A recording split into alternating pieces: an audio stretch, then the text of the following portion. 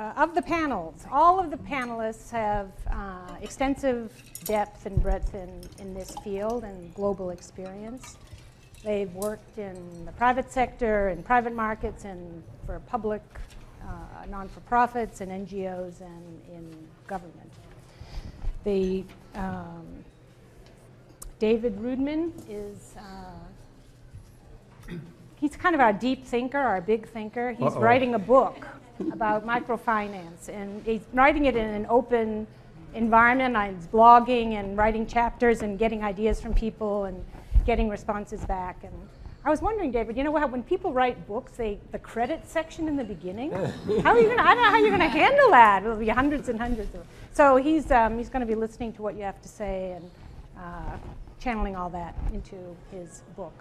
And he's a senior fellow at the Center for Global Development.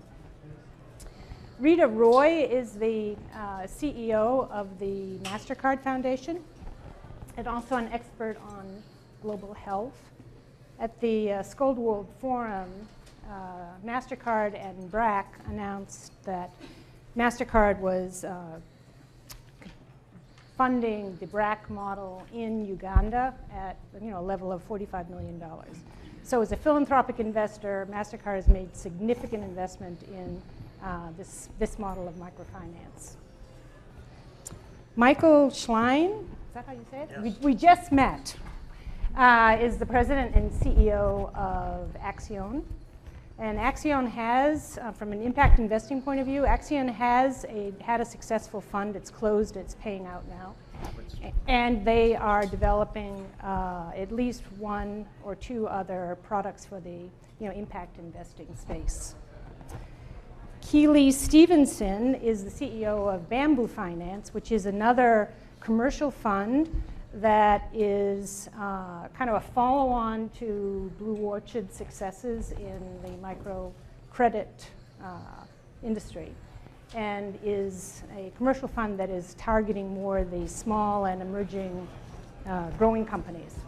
Okay?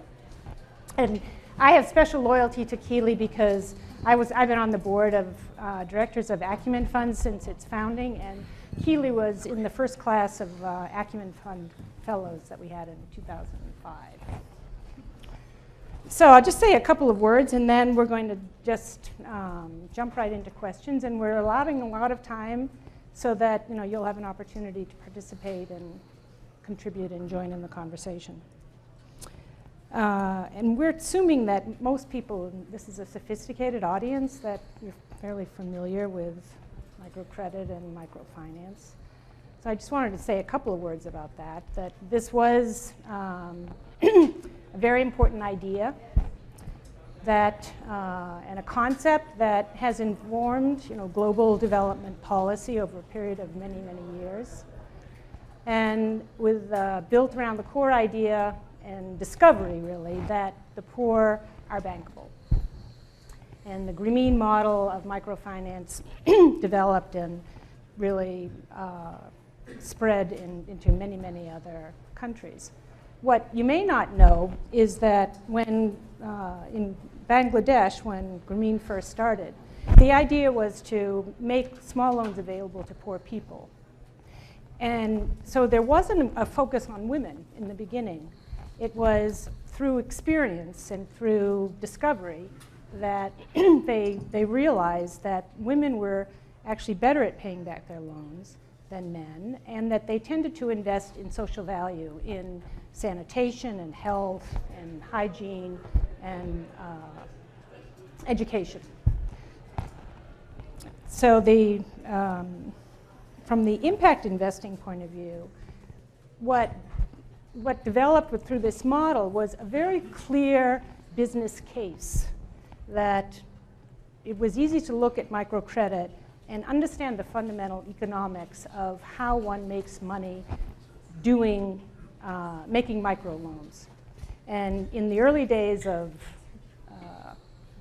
impact, what we now call impact investing, most of the funds and most of the focus on impact investing was exactly targeted to this particular business model. And as we'll see as we get to more of the panel, that as people move, and there are more funds now in the SME or the small and medium-sized enterprises, there is no single business model. It's not so easy to see, okay, well, what are the fundamental economics, and how do you, in fact, make money investing in these kinds of enterprises?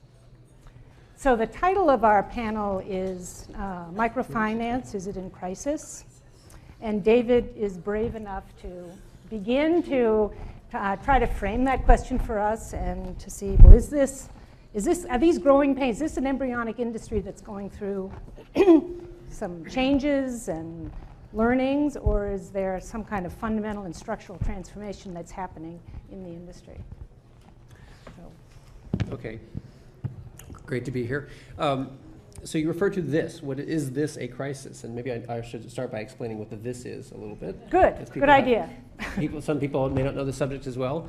I think there are probably some other people in the room who have more years of experience than field in this entire panel. So we speak up here, at least I speak with great humility. The microfinance movement, and within that the industry, certainly has been buffeted by several big challenges in the last couple of years.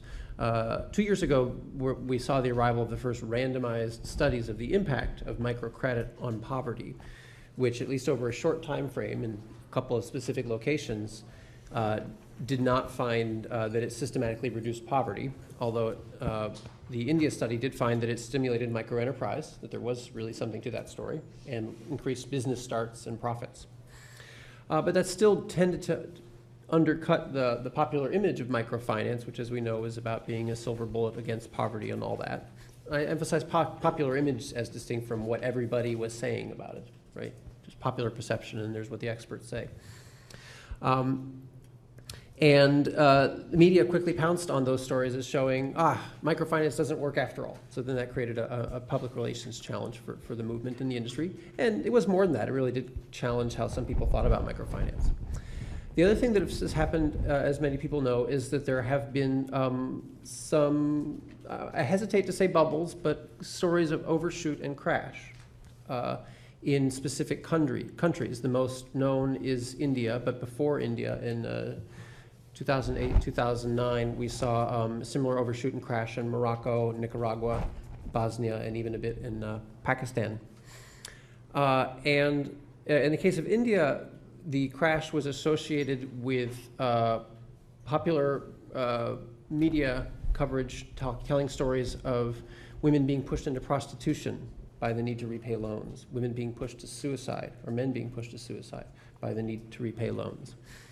And those stories were appearing in the local press, and particularly in the state of Andhra Pradesh, which has been the hotbed of microcredit in India, at the same time as SKS, which was the biggest microcreditor in India, went public and had an IPO and made $90 million for Vinod Khosla, one of the co-founders of Sun, as well as the founder of SKS, Vikram Akula. So you had, on the one hand, you had a couple of men making $90 million each, and you had other stories of women being pushed to suicide, and that was sort of an untenable combination. And so the government of Andhra Pradesh cracked down in a very hard way in mid-October, passing a law that essentially shut down the industry. Part of what it did was ambushing the industry with this law, which I think was responding to a real problem, but overreacting. And the other thing it did is sort of below, I don't know if there's a Latin word for it, below the legal level, it sent out word to local governments to not let loan officers into the villages and tell women not to repay. So almost overnight, the industry went from growing like gangbusters to being like a walking dead. And it's still possible in the next quarter or so we will see some bankruptcies among microcreditors in India. It ultimately depends on how willing the banks that they borrow from are to restructure and write off loans. So these are the basic challenges. Maybe I should stop there. Okay. I think Michael was, just before we sat down in the panel, was telling me that as he goes out and talks to investors about his new fund, that there's money there's money looking to invest in microfinance. Thank you. Sure. Let me just clarify. The business of ACCION is actually celebrating its 50th anniversary this year, and most of what we do is we build banks for the poor all around the world, throughout Latin America, Africa, India, and China. Our fund activities is relatively small. It's part of how we finance the building of the microfinance institutions. And I should say, picking up on what David started with, we are celebrating our 50th anniversary, but really the industry of microfinance has just emerged in really the last 20 years. And so I am in the category of, is this a crisis? Yes, I think what happened in Andhra Pradesh was truly a crisis where there was a whole set of factors that David described. But I think it's in a context I think that's the crisis, but I think there's a bigger set of issues, some of which David described over the last several years, where there's a real questioning of the industry itself by the industry, questions around costs and interest rates and profits and compensation, questions around the impact, questions about overlending and abusive collection practices, and you've seen Mohammed Yunus, the Nobel Prize winner, is now being attacked by the Bangladesh government and accused of sucking the blood from the poor. So the man who has done more to inspire generations of people into microfinance is now being attacked. And so there's a whole lot of now the question of, is it a turning point?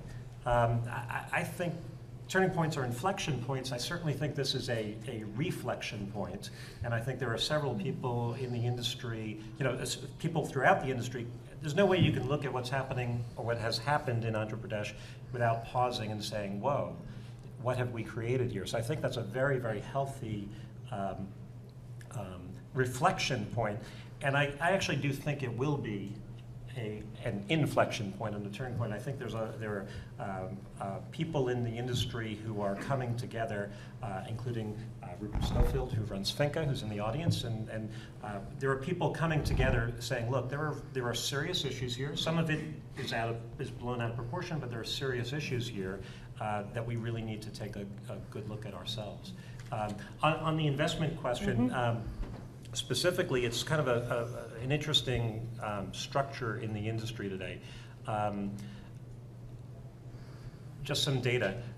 There are about 10,000 microfinance institutions around the world, but only about 400 of them are in any way sustainable commercially. And there are only about 100 of them that have really reached scale. So if you think of the shape of the industry, and those 100 service 85% of the 150 million clients currently being served. So those top tier MFIs have no shortage of capital. Those are the big brand names, and frankly, there's probably $1 billion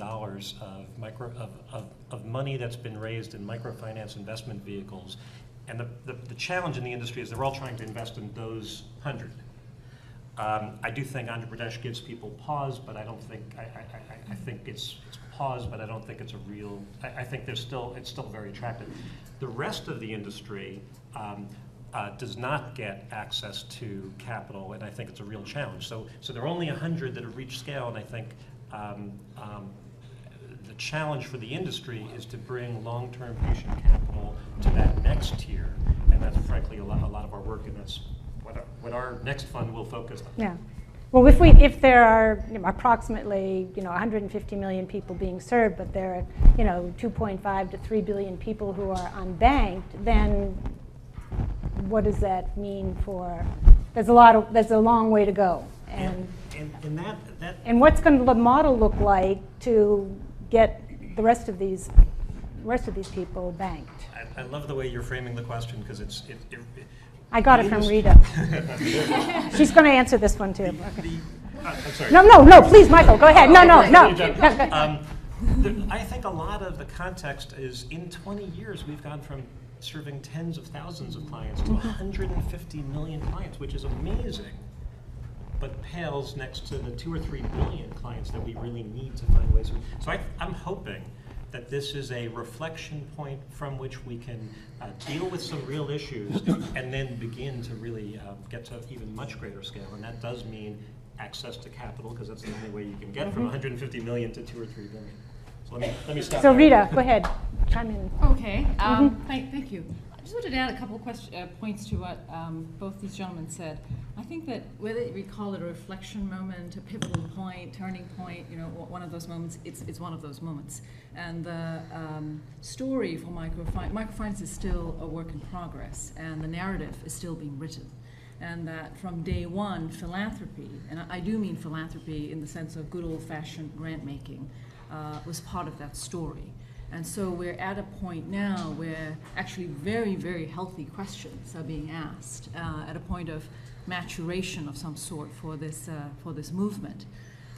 But it's also a point where philanthropy can continue to play a very, very important and significant role in helping address and maybe frame some of these questions around transparency, around client protection, client education, around questions of what should our expectation be after 30 years or 20 years, however we want to count the time frame, what should our expectation be for this field? I think the challenge for us as funders is that is the glass half full or is the glass half empty? If there are 2.7 billion people who are off the grid, financial grid, and we recognize now that our knowledge, while this industry or this movement has been largely 90% about credit, and the number one demand or service which is being requested is really about savings. In fact, a diversity of products and services, savings, insurance, payments / remittances, as well as credit. Then the question becomes, how do we enable providers to offer a diversity of products which are relevant to clients, which are accessible and affordable, and yet at the same time, particularly the commercial providers, be able to provide a reasonable rate of return to their investors. And I think that's sort of if there is a reflection point, that's where it's at. So how do we do that? I don't really have any answers. I think there are diversity, obviously a diversity of models, and for all of us who are funders, we need to think about our own theory of change around what the face of poverty looks like. And clearly, if it was easy, we would have solved this years ago. And I, for one, certainly do not believe that microfinance alone is in no way close to a magic bullet around poverty alleviation. It plays such a critical role. And yet it is a field which needs to mature and interface with other aspects of what people, just people in general, let alone poor people, need. Education, access to health care, water and sanitation. And so we could look at holistic models. I see Susan Davis somewhere in the room. Yes, Susan, who represents BRAC, an organization which has done phenomenal work in integrating these components, but the heartbeat of its model is microfinance or microcredit. Or you have, I see also James Mwangi, who's sitting two seats away, who leads one of the most successful microfinance institutions in the world, a pure commercial model, but which offers a range of services to clients. And so I think there's a diversity, and as funders, aside from our own theory of change, I think part of our role is to help expand models that work, which are appropriate for different circumstances and for different points in time. Mm-hmm.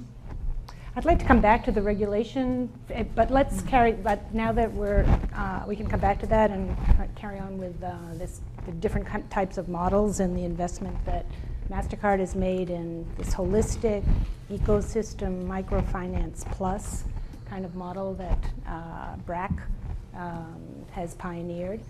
And I was telling some of the panelists before that I was in Liberia last year and met with BRAC, which had just moved in 6 or 7 months before, and learned that in Soros and Namibia are big funders in post-conflict countries like Liberia and Sierra Leone. And what they had done, which I thought was interesting, and maybe a model for the future of what's the role of philanthropy and what's the role of commercial funds as we experiment as impact investors, and as the organizations that we're investing in transform themselves and create hybrid models of who they are and what they are. And what what happened is that Omidyar and Soros used philanthropic dollars to fund the programmatic elements of the BRAC model, the agronomists and the healthcare workers and the education and all the other programs that are associated with a holistic kind of ecosystem approach to poverty alleviation. And then they split the bank part of it, the bank, the money, the financing. They invested fund dollars, private capital. And they did the same thing in Sierra Leone. So by separating the banking functions and investing as a private capital fund that delivers market returns, and then they made substantial grants to the programmatic nonprofit part that was funded with philanthropic dollars.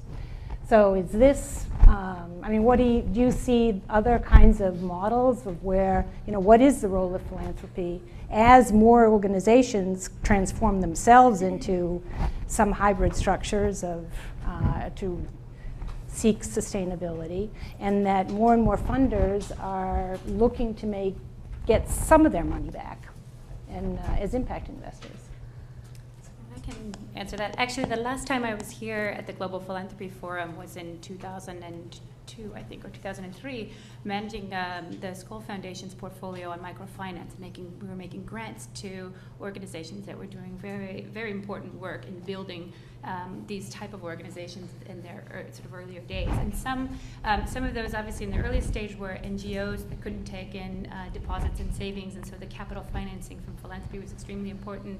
The next phase was really philanthropy focusing on the infrastructure around it, whether it was the mixed market or rating systems. And now, and in addition, then donors using other parts of their balance sheet to invest through impact investing, or actually direct equity investments, or providing debt, or through microfinance investment vehicles, which is what Blue Orchard and Bamboo Finance, where I work, is focused on.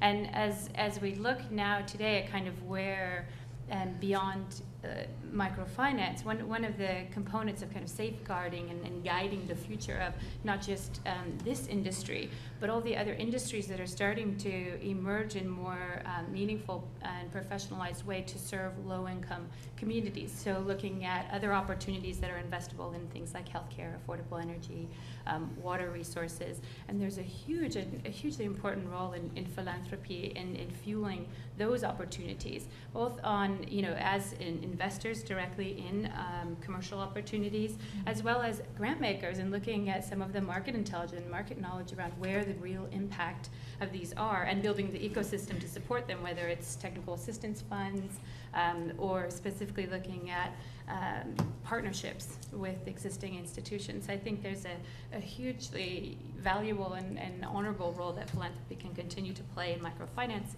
but also in extending beyond microfinance, where some of those linkages are with other social enterprises globally, or in the more commercialized or social sector or private sector markets. So. Yeah, go ahead, Mark.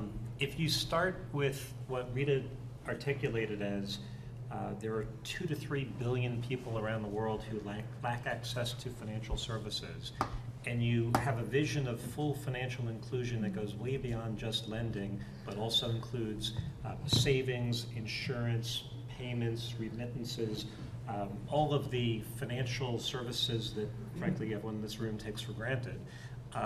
We are so far away from that today. First of all, we're only serving 150 million, and frankly, we're only serving them largely with loans, period.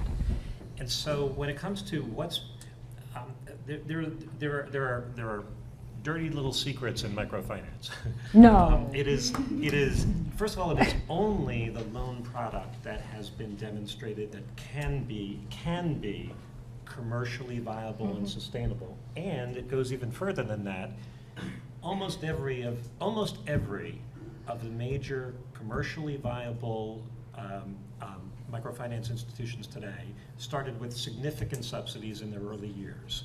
And so as much as you have an industry that grew up from the nonprofit world, and they were so, this is my organization as well, they were so busy trying to say, we can be commercial, And they've shown it can be commercial in certain areas, but they're sort of hiding the fact that they started out with big subsidies. And so to get to the core question of, there's a very, very important role for philanthropy. First of all, to build these institutions, they do require subsidies up front.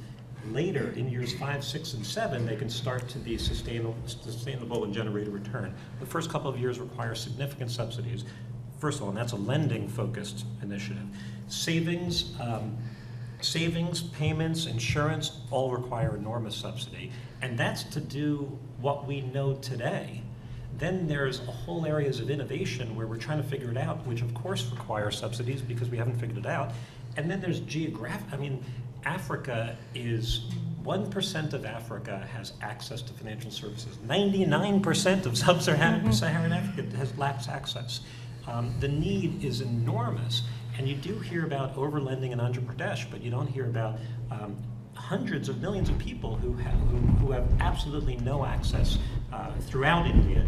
So the need for philanthropy is our angel capital, and there's a lot more work to do if we're really going to get to 3 billion people. Yeah, David. We've been hearing that microfinance has only reached 150 million people. That is true in a sense, but I think it's important to keep in mind that there is a larger landscape of financial services for poor people. And I'm talking here about formal services. There are credit unions in many parts of the world that are serving at least tens of millions of people in developing countries, credit cooperatives and credit unions. There are postal savings banks that appear to be serving hundreds of millions of people, particularly in Asia. There are conventional private savings banks that actually serve also hundreds of millions of people, depending on where you want to draw your poverty line, even 1 billion of people in developing countries. And none of these models is perfect, which is one reason that microfinance arose, because it was filling a gap that had been left by the other models. But microfinance isn't perfect either, because, for example, it favors credit, whether or not that's actually what people always want the most. So we have lots of imperfect models out there, and the question is, how can we improve them? Meanwhile, we've got totally new models coming on, represented most famously now, of course, by M-Pesa. So there's a bigger landscape of options out there, and I think that actually the Gates Foundation has done a pretty good job of looking at this bigger picture and looking for the strategic opportunities for philanthropists to come in and support change. It is more difficult when you move outside the credit model to figure out where a philanthropist can fit in. With credit, it's very clear. There's this huge appetite for capital because they need money to lend. If you want to stand up a savings bank, your role is less clear, but doubtless there are opportunities to help. So maybe we should talk a few more minutes about this regulatory environment and what you all think about that. Because Michael, you're in the business of making banks all over the world. And in our society, banks are regulated one extent or the other. So what do you think? Should these banks that you're creating all over the place be regulated? There's no question. Okay. The financial industry needs strong regulation, period, and that is the developed and the developing financial services industry. And there's no question. A lot of, in my mind, there's many lessons to learn from Andhra Pradesh, but some of what happened in Andhra Pradesh, and David described it, but just to paint it a little bit more, there were state banks controlled by the state of Andhra Pradesh that are in the business of lending directly to people in poverty, but they tend to be big state banks that not a surprise, they're bureaucratic and often corrupt, and that created a gap in the last 5 years that the commercial model came in, which were certainly faster, but also were very commercially motivated. And I think in the last, benefit of hindsight, you're clearly seeing that there was overlending and bad collection practices. And it was a battle between these two models, but the state was also the regulators. But we tend to think here and generally around the world that the regulator is not an actor in the market, but in Andhra Pradesh they were very much an actor. And so the battle in Andhra Pradesh was turf between two forms of group lending. Some of that is a failure at the countrywide level. The Reserve Bank of India, the RBI, for one thing, had delegated a lot of this to the states. So I think there are many regulatory lessons to learn here. I think now the RBI has, they created something called the Amalgam Commission, which has issued recommendations which are on the verge of being implemented, which I do think successfully put out the fire that was burning in Andhra Pradesh, but I think they did it in a way that preserves a status quo and will stifle innovation. I should say that most of what is going on, everything in Andhra Pradesh it's two versions of group lending. Our work, for example, in India is about introducing individual lending that looks at an individual's capacity to repay, which I personally think has something to do, it's part of the solution, because I think it's the right response to the overlending. If you start to analyze an individual's capacity to repay, the Amalgam recommendations basically don't address that at all and sort of hurt the innovation that would come from individual lending. And they did it in a way that preserves a certain status quo. But I do think, to give the RBI credit, I think they put out the fire, and I think they're among the most capable regulators in the world, and I think that they will evolve the regulations over the next year and a half. The importance of good regulation is critical, again, for financial services in every form. Did you want to say anything else, David, or? I don't want to speak That's a too wrap? much. I wanted to offer perhaps something, if it's okay, Yeah. that I just learned from Michael talking about this question before the Okay. session. So if I understood right, there's sort of two aspects to good regulation. One is you have certain rules in place about capital requirements and loan size and who knows what. I think there's a limit to how far rules could have prevented, in themselves, could have prevented the kind of problems we've seen in Andhra Pradesh, because it's very hard to define when is growth too fast, how many loans are too many loans. It's very hard lines to draw. But then if a regulator has a certain amount of power to enforce certain rules and maybe a certain amount of appropriate discretion, a wise regulator can, on the fly, monitor the industry and quietly use his or her power to increase barriers to entry and what have you. And it sounds like it's actually that kind of subtle, flexible power that's needed in order to make some of these difficult judgments. I don't know if that sounds right. That's absolutely right, and I work both in the developed banking world, and also I've worked as a regulator, and that influence is enormous. And just to one small point, SKS was growing at a rate of 150%. The pace of growth for some of the banks, some of the MFIs in Andhra Pradesh, was frightening. There's just no way you can train loan officers well at that, and a regulator can see that. You talked about individual lending.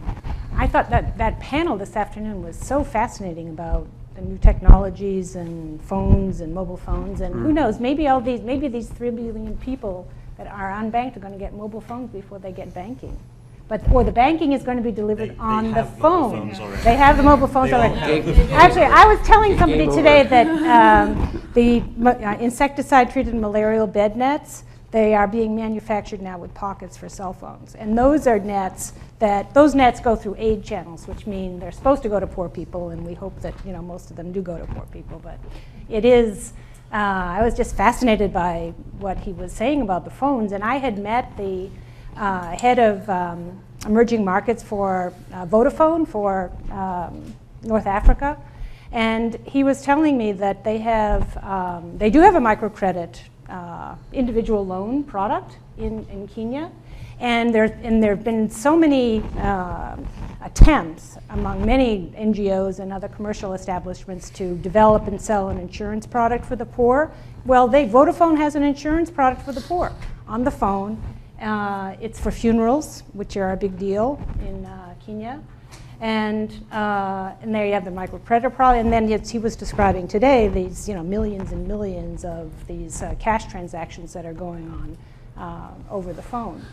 And the question is, well, are the phone companies going to put all you guys out of business? Because you know what they have? They have a competitive advantage, which I hadn't fully realized until I spoke to this guy, which is they know the credit histories of individuals. They have all the data that he was talking about today. They have the data. They have all the information about whether these guys pay their loans or not, or people on their phones.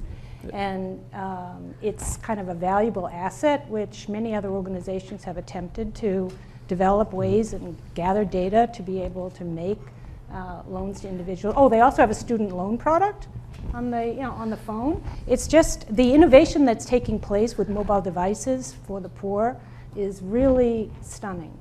And another thing you told me, which is kind of an aside, is that at all of their base stations, they provide free electricity. So even if you're poor and you have a phone, but you don't have a handy way to charge the thing, you can go to your base station and plug in. And all these people come. It's kind of this social hour. And he said sometimes people bring their TVs and they plug in their TVs and they sit and they watch TV at the base station. So there's this free electricity that's kind of fueling this this whole thing. So are the phones going to put you guys out of business, or you could have a phone product? What are you going to do? I just want Okay. to say, I think the man whose bank is selling a lot of the product you just described is right here. Who, Nick? Yeah. Yeah. James. I see. Well, it's very impressive. I was just amazed at the innovation and the potential of product. I do think, Yeah. it is extraordinary. Our clients all around the world do have cell phones. That has really already happened, and I do think that some of the most exciting innovation in microfinance around the world is happening in Kenya, and Pesa and Vodafone and now partnership with Equity Bank. There's some very exciting innovation. So far, though, it has not been replicated elsewhere or broadly, and I think there's been a lot of analysis of the exceptional circumstances that have allowed it to grow in Kenya, and people are trying to understand it. But I think there's no question that over time we'll figure that out, and that will be a model. And I do think there's first of all, there's a little bit of tension where bank regulators, coming back to the regulation question, want banks in the business of banking, and they're not quite ready to let the phone companies become banks. And it particularly gets important when you're taking savings. So the second you start taking savings, that's when regulators really focus on you. And so to really envision that a financially inclusive world will still require banks and will still require bank regulators. And also, I think it's important. There's a lot of different models and a lot of different. There's great innovation going on, and it's still kind of hard to figure out the shape of the industry going forward. But for the most part, the phone companies their motives are to get more people to use their phones. And all of their interest, or most of their interest in banking services is about creating sticky clients, so you don't switch so easily. Exactly. And that's fine, and that's a great, and just like there's great innovation with big retailers also providing credit, but their motives is to get you to shop in their stores. And so I think if you flip it around and you look at the needs of the poor, and you look at who's going to give them the array of services that they really need, I think you just have to look at the motives of different players. But I do think the innovation of the phone companies is, and there's also many ways of using phone. There's still the fundamental question of how do you make a credit decision on the loan side, and then how do you accept deposits and make sure that they're safe. And I don't think too many regulators are willing to let anyone other than entities that they can regulate do that. So Okay. maybe there's Yes. more knowledge in the audience. I'd just like to chip in and Sure. a couple of points to sort of reinforce that. I think what mobile payment schemes do, this is not mobile banking, this is mobile payments. Right. They allow small amounts of money to move around at very low cost and at great scale.